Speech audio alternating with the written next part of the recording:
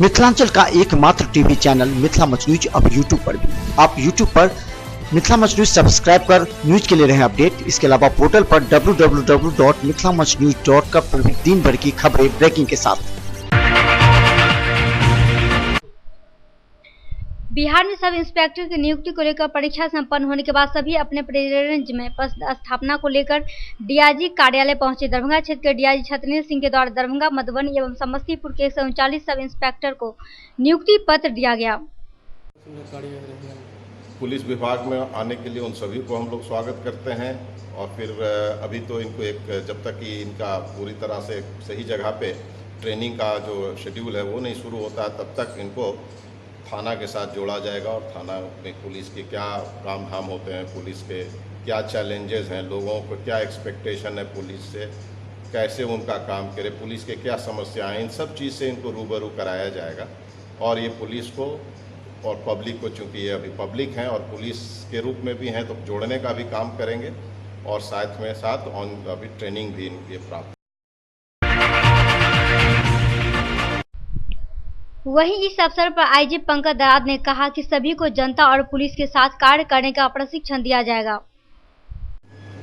Advertisement के तहत सब इंस्पेक्टर्स की बहाली की प्रक्रिया हुई थी और उसके बाद जो लोग सफलीभूत हुए थे उनको रेंज के डीआईजी के स्तर पर उनका अपॉइंटमेंट करना था, मेडिकल की जांच वगैरह करा के और उनका सत्यापन करा के, कैरेक्टर एंटीसीडेंट्स।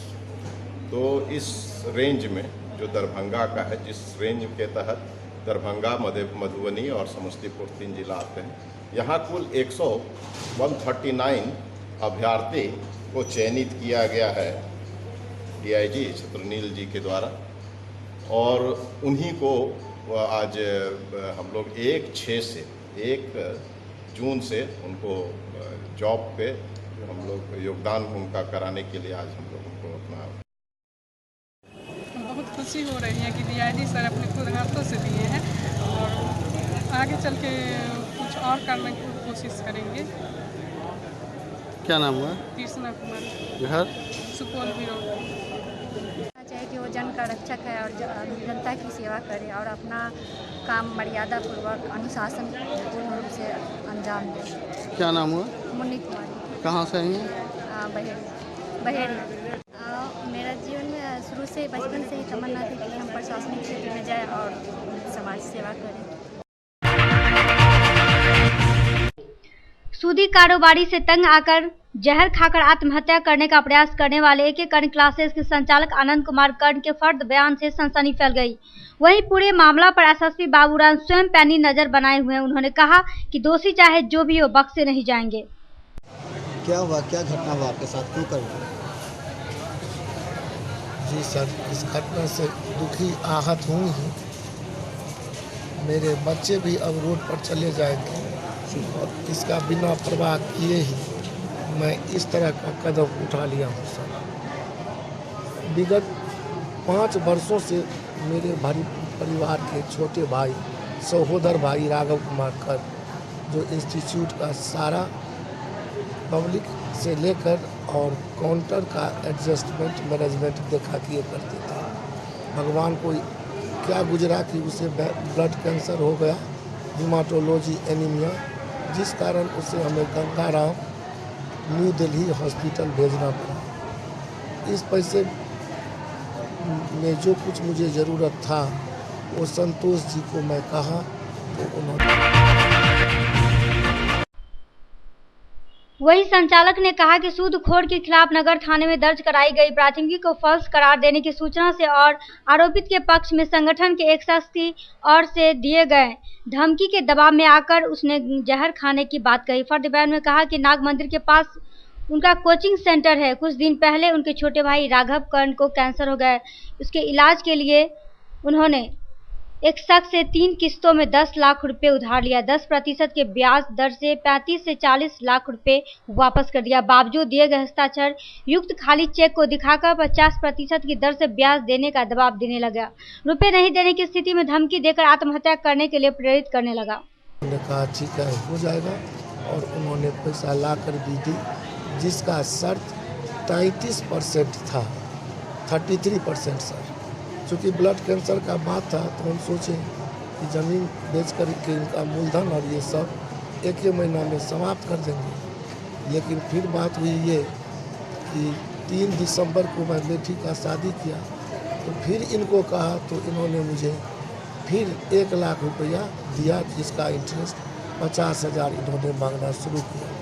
जब हम देखें कि ये 50,000 के इंटरेस्ट पर चले गए तो यहाँ पर फिर अपेक्षा और क्या कहते हैं संयोग से एक थी। इनको हम ये 10 लाख का इंटरेस्ट अपने लेजर बुक में सब बना के रखे हुआ हूँ, जो कॉपी की स्थिति से ही कोई इंसान पहुँच सकता है कि यह लेजर इनका बिल्कुल सही है। कोचिंग का रजिस्ट्रेशन वो आधार में लटका हुआ था, जिसको आप प्रशासनिक विभाग के या हमारे अलग कलेक्टर साहब उसको भी इम्प्लीमेंट कर दिए। सारी सुख सुविधाओं को देखते हुए मेरे भी इंस्टीट्यूट को 20/19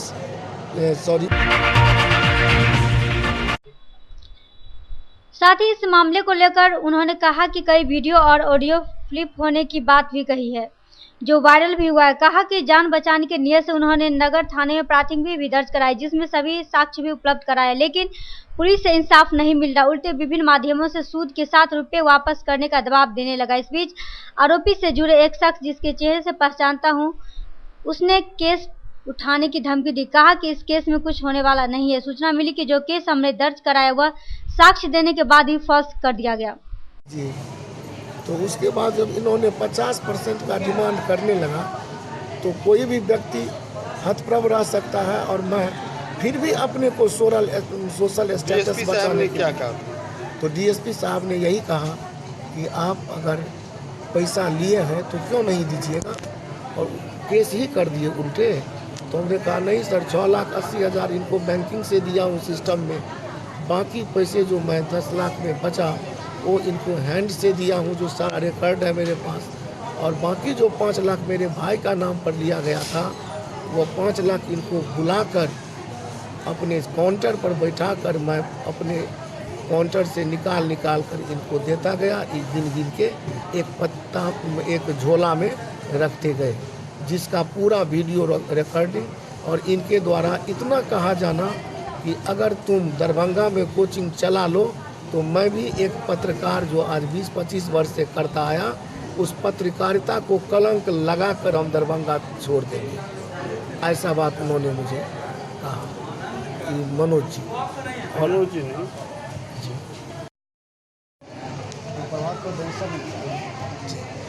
तब जाकर के इस बड़ी दोपहर में, जहाँ समझिए उस 4 दिन 5 दिन पहले लगता था कि पृथ्वी पर आग का ज्वाला खिस रहा हो, मैं इतने दौड़ धपा करने के बाद अपने काम या भी नहीं ला सका।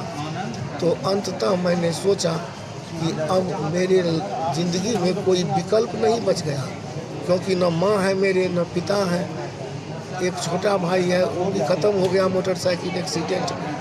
उसके 2 बच्चे हैं, सबका भरण पोषण मैं ही कर रहा हूँ सर। और उसके बाद जब देखा कि ये रोड दरभंगा के बहादुरपुर प्रखंड के खराजपुर गांव में मुख्य सचिव के द्वारा निरीक्षण किया गया, जिसमें नल जल योजना की गुणवत्ता में कमी पाई गई और मुख्य सचिव के द्वारा कहा गया कि जहां गलत हुआ है उस पर कार्रवाई की जाएगी। स्वयं भी आए हैं और भी वरीय पदाधिकारी, हर विभाग 4-5 वरीय पदाधिकारी आए हैं। वो लोग अपने अपने क्षेत्रों में गए हैं। हम खिराजपुर आए हैं। यहाँ पर जो खिराजपुर पंचायत में जो समस्या है करीब 12 वार्डों में है, और पंचायती राज विभाग के स्तर से भी कार्रवाई हो रही है, पीएचडी के स्तर से भी कार्रवाई हो रही है। जो कमियां आ रही हैं उसको हम लोग चिन्हित कर रहे हैं और उसकी पुनरावृत्ति नहीं हो उसको हम लोग सुनिश्चित करवाएंगे। इसके अलावा मेन इम्पॉर्टेंट ये है कि जो काम प्रस्तावित है ये अगर जल्द से जल्द हो जाए तो बहुत लोगों को राहत मिलेगी। सर, हर गांव में जल नल योजना की शुरुआत की गई है। इसमें क्वालिटी में बहुत ही विसंगतियां हैं। क्वालिटी नाम मात्र रही है, पाइप ऊपरे में दिया गया है, जबकि 3 फीट नीचे देना है, लेकिन वो 1 फीट भी नहीं, कहीं 3 इंची कहीं 4 इंची। और गुणवत्ता पर में जहाँ भी जितना भी सवाल किया जाए कम है। बुधवार को एमएलएसए महाविद्यालय में प्रथम दीक्षांत समारोह का आयोजन किया गया, जिसके मुख्य अतिथि मिथिला विश्वविद्यालय कुलपति प्रोफेसर सुरेंद्र कुमार सिंह उपस्थित थे।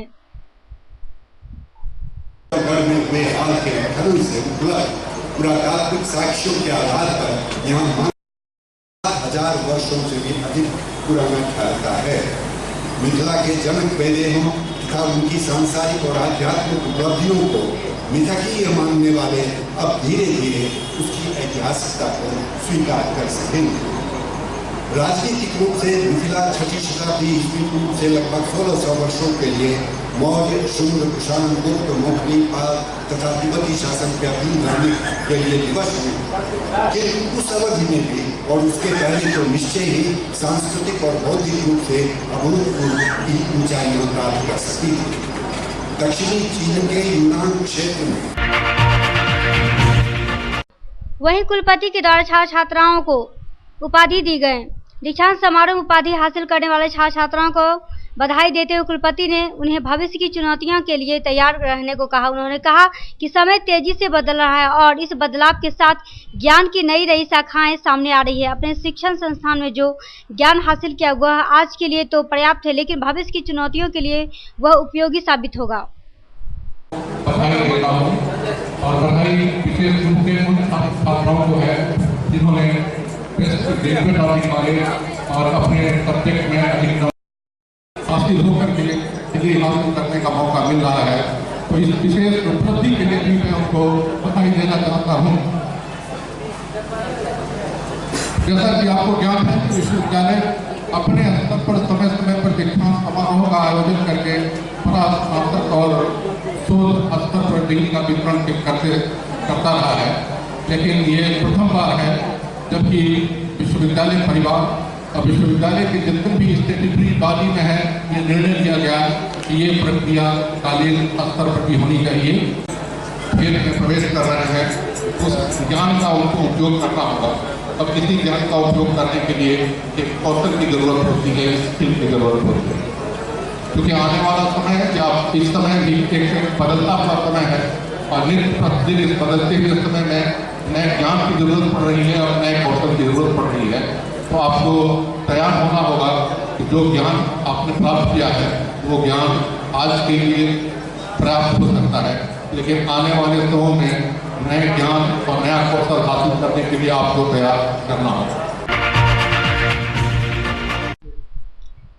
गुस्सा यमराज का रूप होता है। जी हां, ऐसे ही देखने को मिला बुधवार को जेपी चौक भगवान दास मोहल्ला में, जहां एक पति अजय कुमार यादव ने गुस्से की आगोश में आकर अपनी पत्नी कविता कुमारी की जान ले ली। बताया जाता है कि बुधवार की सुबह पति पत्नी में किसी बात को लेकर झगड़ा हुआ और पति गुस्से में आकर पत्नी को गला दबाया और धारदार हथियार से उस पर हमला किया, जिससे तत्काल ही कविता कुमारी की मौत हो गई। मामला सर पति पत्नी में झगड़ा हुआ है, उसी झंझट में पति ने गला दबा करके मेरे बेटी को मार दिया। झगड़ा का कुछ कारण पता चला है? पति झगड़ा का कोई कारण पता चला है? हाँ, झगड़ा का कारण है जो मेरे लड़की MBA कॉलेज में पढ़ती थी, उसका एग्ज़ाम था, 5-7 पेपर हो चुका था और लास्ट 3 पेपर बाकी था। उस 3 पेपर में एक आज भी था, एक कल दे करके आई थी और एक आज भी था। वो कह रही थी हम पेपर देने जाएंगे, ये बोल रहे थे जो इनके पति बोल रहे थे जो नहीं जाना है। इसी के लिए दोनों आदमी में हो गया नोक झोंक में इतना बात बढ़ गया जो हमारे जमा गला दबा के मार दिया। इससे पहले भी कोई झगड़ा होता था क्या? इससे पहले होता था थोड़ा बहुत, हाँ, प्राय होता था। इस घटना को लेकर नगर थाने में एक मामला दर्ज कराया गया और तत्काल नगर थाने के थानाध्यक्ष मौके पर पहुंचकर वारदात की जानकारी ली। वहीं पति अजय कुमार यादव को पुलिस ने पकड़ लिया। बताया जाता है कि मृतक कविता देवी के 2 बच्चे भी हैं, जो एक 2.5 साल का और एक 6 साल की है। झगड़ा तो रहा ही, शुरू से प्रॉब्लम रहा दहेज वहेज वाला।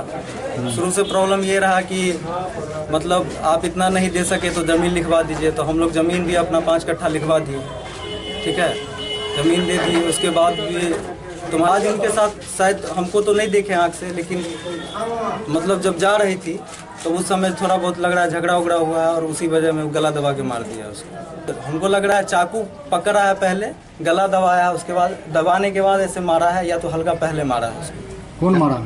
उसका हस्बैंड मारा होगा। क्या नाम? ये तो हम नहीं कह सकते कौन मारा है, लेकिन ये जरूर कहेंगे कि इसी के घर का कोई ना कोई किया है।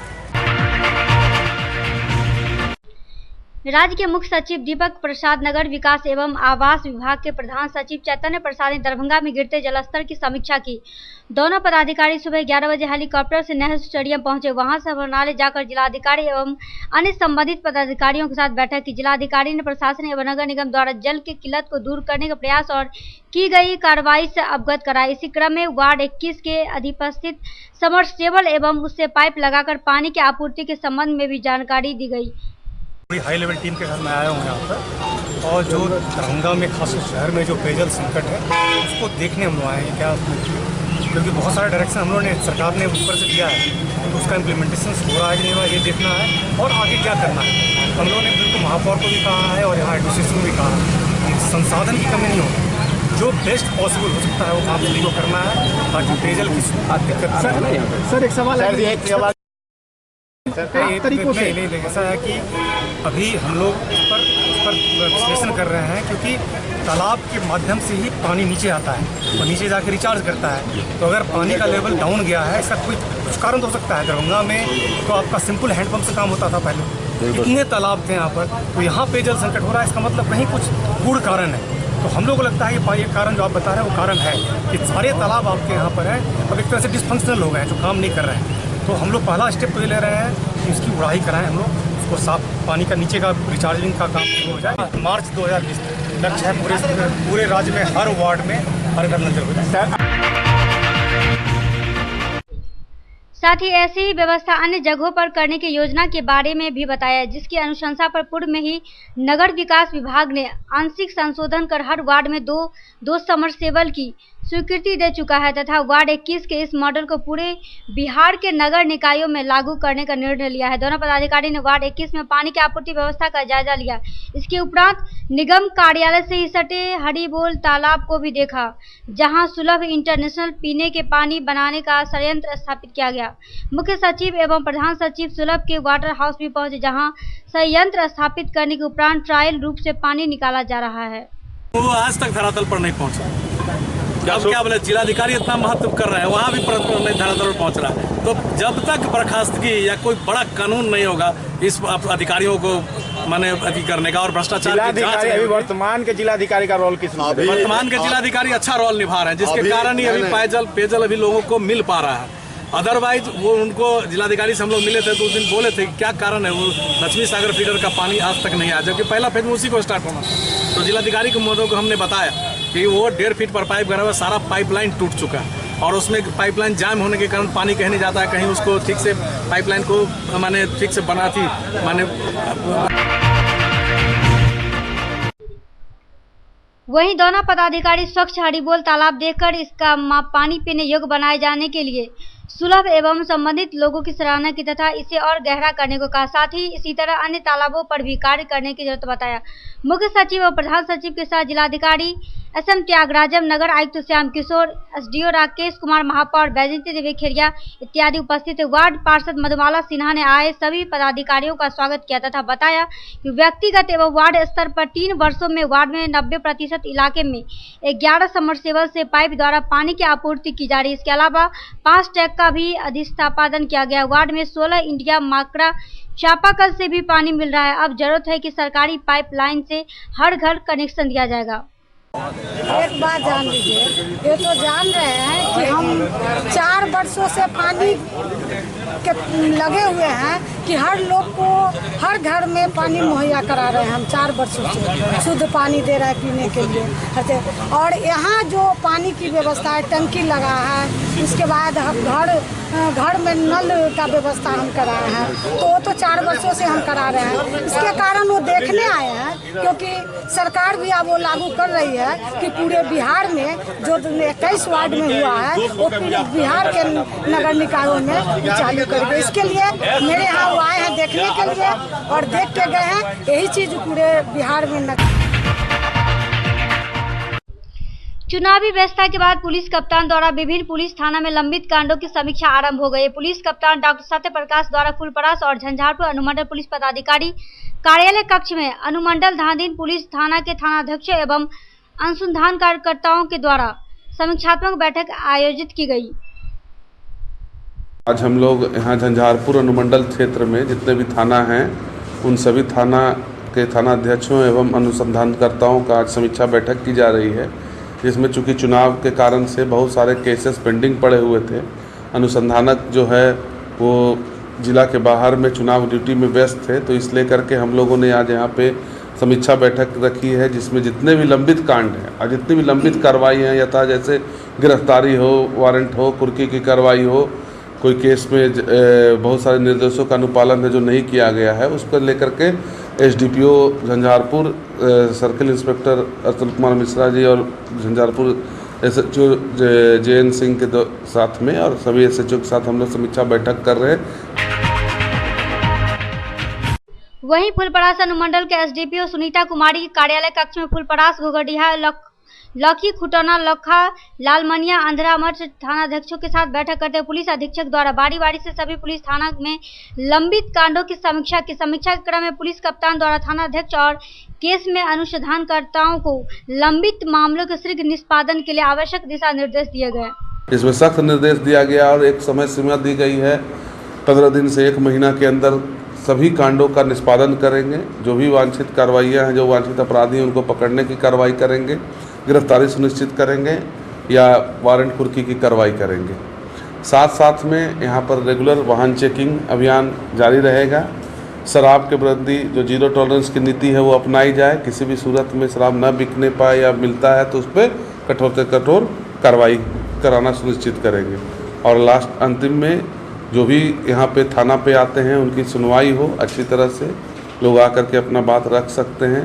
खासकर ज़मीन विवाद संबंधित और अन्य जो भी विवाद से संबंधित लोग थाना में आते हैं तो उनकी सुनवाई हो और जो भी लीगल उस पर हम लोग कार्रवाई कर सकते हैं वो हम लोग कार्रवाई करें।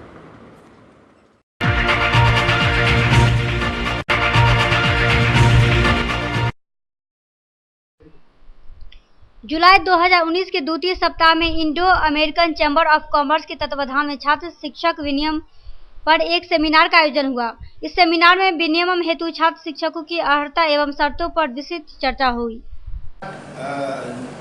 तो डिसाइड करेंगे, जो भी कॉलेज के प्रिंसिपल होंगे वो डिसाइड करेंगे किस बच्चे को भेजना है, किस बच्चे का स्पेशलाइजेशन है। दूसरी बात जो है वो डिफरेंट यूनिवर्सिटी में जाएंगे, क्योंकि अमेरिका में भारत जैसा नहीं है, वहाँ अलग अलग जैसे इमोरी यूनिवर्सिटी है वैसी मेडिकल का मतलब एक्सपर्टाइज है, उसमें अलग अलग यूनिवर्सिटी में अलग अलग तरह का एक्सपर्टाइजेशन हो।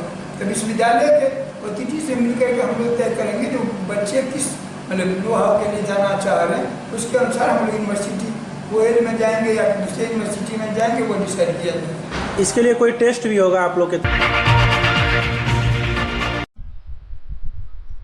वहीं कुलपति प्रोफेसर सुरेंद्र कुमार सिंह ने मिलकर छात्रों एवं शिक्षकों के बीच इंडो अमेरिकन विनियम कार्यक्रम चलाने हेतु मिथिला विश्वविद्यालय के साथ कोलेबोरेशन का प्रस्ताव रखा। कुलपति महोदय ने अध्यक्ष छात्र कल्याण एवं CCDC को इस संबंध में एक कार्य योजना बनाने का निर्देश दिया। इस विषय पर एक प्रेस कॉन्फ्रेंस का आयोजन विश्वविद्यालय सभागार में किया गया। अपने कॉस्ट पर कहीं भी जा सकते हैं। कोई छात्र अगर पढ़ाई करने के लिए जाते हैं और उनका सिलेक्शन हो जाता है तो हमारी भारत सरकार UGC और बिहार सरकार उसको फंडिंग करती है, उसको सहायता देती है, वो जाता है अपना खर्चा करके जाता है। लेकिन जब हम आपके साथ कोलैबोरेशन करेंगे तो उस कोलैबोरेशन में हमारे छात्रों को निःशुल्क ट्रेनिंग मिलनी चाहिए, वहाँ के छात्रों को भी हम निःशुल्क ट्रेनिंग देंगे। जो नॉमिनल एक खर्चा है वो कुछ खर्चा वहाँ रहने होने का उसको लगेगा, लेकिन आने जाने ये सब का खर्चा कहाँ से होगा, इन सारे विषयों पर उस सेमिनार में रखने की आवश्यकता है। इसीलिए आज की जो ये प्रेस कॉन्फ्रेंस हुई है ये एक बहुत महत्वपूर्ण हो गया इस मायने में कि आगे के सेमिनार में इन सारी विषयों पर खुल के चर्चा हो। विधान परिषद की खाली हुई 2 सीटों के लिए हो रहे उपचुनाव में जदयू से संजय झा और भाजपा के राधा मोहन शर्मा ने मंगलवार को नामांकन दाखिल किया। विधानसभा सचिव बटेश्वर नाथ पांडे के समक्ष दोनों नेताओं ने नामांकन दाखिल किया। नामांकन पत्रों की जांच 29 मई को होगी। वहीं दूसरी तरफ 31 मई को नाम वापस लिए जाएंगे। अगर मतदान की नौबत आई तो 7 जून को वोटिंग होगी, नहीं तो नाम वापसी के दिन ही दोनों सदस्यों का निर्विरोध निर्वाचन हो जाएगा। हालांकि 2 सीटों के लिए सिर्फ 2 नामांकन होने के कारण दोनों सदस्यों का निर्विरोध चयन तय है। नामांकन के मौके पर उप मुख्यमंत्री सुशील कुमार मोदी, ऊर्जा मंत्री विजेंद्र प्रसाद सिंह, कई लोग मौजूद थे। गौरतलब के नामांकन के बाद पत्रकारों से बातचीत में जदयू नेता संजय झा ने पार्टी और दल के नेता मुख्यमंत्री नीतीश कुमार के प्रति आभार जताया। कहा कि मिथिलांचल और बिहार के विकास के लिए काम करता रहूंगा। लोकसभा चुनाव मिथिलांचल ने दिखा दिया कि वह विकास के साथ है। जात पात की राजनीति करने वालों को करारा जवाब मिला। साथ ही उन्होंने ये भी कहा कि पिछले 13 वर्षों में बिहार में काफी विकास हुआ है। उस कार्यों का प्रचार प्रसार राष्ट्रीय स्तर पर होगा। विशेष राज्य का दर्जा के सवाल पर उन्होंने कहा यह बिहार की जरूरत है और पार्टी इसे गंभीरता से ले रही है। मंत्री बनाए जाने के सवाल पर संजय झा ने कहा कि अब तक जो भी जिम्मेदारियां मिली है उसका निर्वहन किया है और आगे भी करूंगा। मनीगाछी थाना क्षेत्र के सकड़ी रेलवे जंक्शन के पूर्वी गुमटी से आगे नवनिर्वाधीन रैंक पॉइंट के उत्तर खेत के गड्ढे से अज्ञात युवक का शव मिलने से क्षेत्र में सनसनी फैल गई। प्रथम दृष्टया लूटपाट कर मार कर सबको फेंकने का लग रहा है। दूसरा शव के गले में रेशम की रस्सी बंधा हुआ है तथा हाथ एक आंख पर खून का धब्बा जमा हुआ। जानकारी के अनुसार बुधवार की सुबह जब शौच के लिए लोग खेत की ओर गए तो गड्ढे में एक अज्ञात युवक की लाश देख हैरान रह गए। लोगों ने तत्काल इसकी सूचना मनीगाछी थाना को दिया। माह रमजान का आज 23वां रोजा समाप्त हुआ। वहीं इस मौके पर लहरीसराय रहमगंज स्थित इलेक्ट्रिक दुकान में इफ्तार पार्टी का आयोजन किया गया। वहीं दूसरी तरफ दरभंगा टेंट हाउस के समय भी 8 से 10 की संख्या में लोग एक साथ एक जगह बैठकर इफ्तार करते नजर आए। क्योटी थाना पुलिस ने धोबीगामा गांव में छापेमारी का वारंटी उतीम राम को गिरफ्तार कर सोमवार को न्यायिक हिरासत में जेल भेज दिया।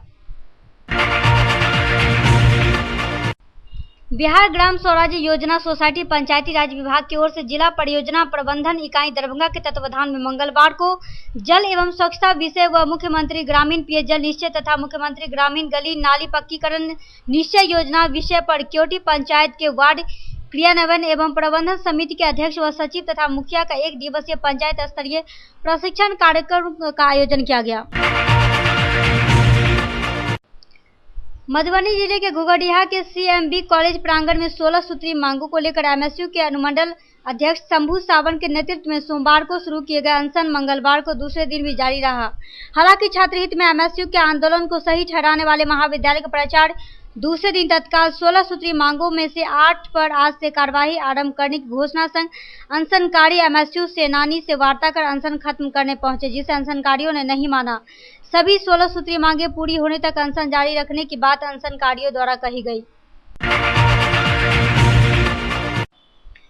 शहर में आए दिन महिला के गले से चेन झपटने वाले बदमाशों की करतूत CCTV में कैद हो गई। फुटेज से 2 बदमाश बाइक पर स्पष्ट रूप से दिखाई दे रहे हैं। बता दें कि 9 मई से अब तक इस गिरोह ने 8 घटनाओं को अंजाम दिया है। इससे पहले विश्वविद्यालय थाना क्षेत्र के भंडार चौक के पास स्कूटी सवार दंपति को लूटने का प्रयास किया था।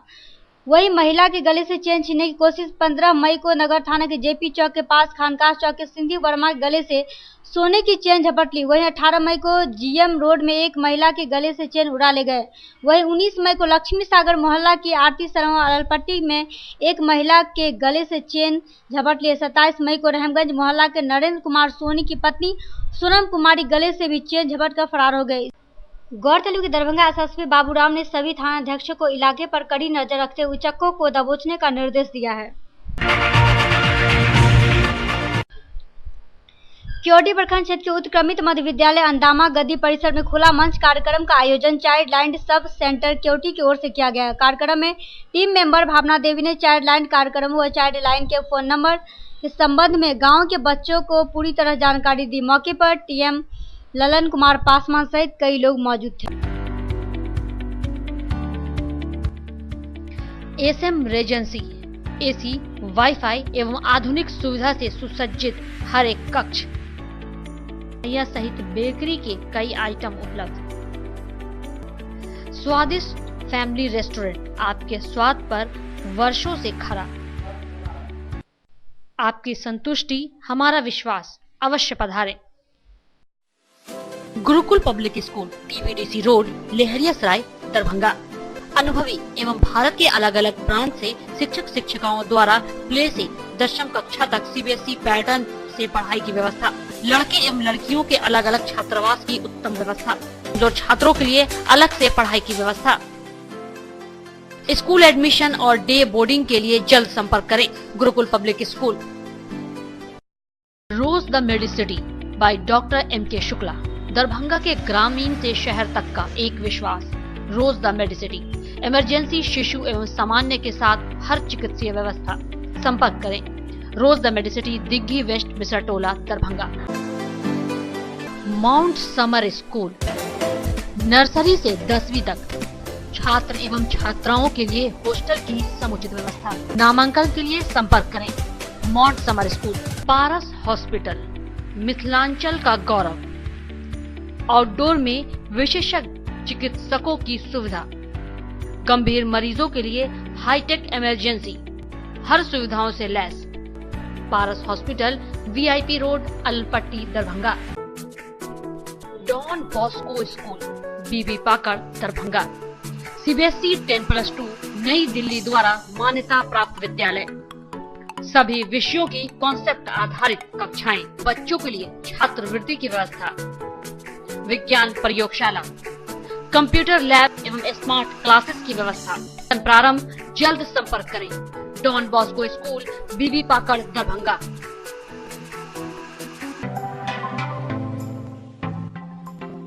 Metro test tube baby centre, Bakarganj Daru Bhatti चौक के आगे, बिहार स्टेट हाउस के सामने। बिहार का पहला अत्याधुनिक IVF लैब दरभंगा में। इमरजेंसी सेवा के साथ सभी स्वास्थ्य सेवा उपलब्ध।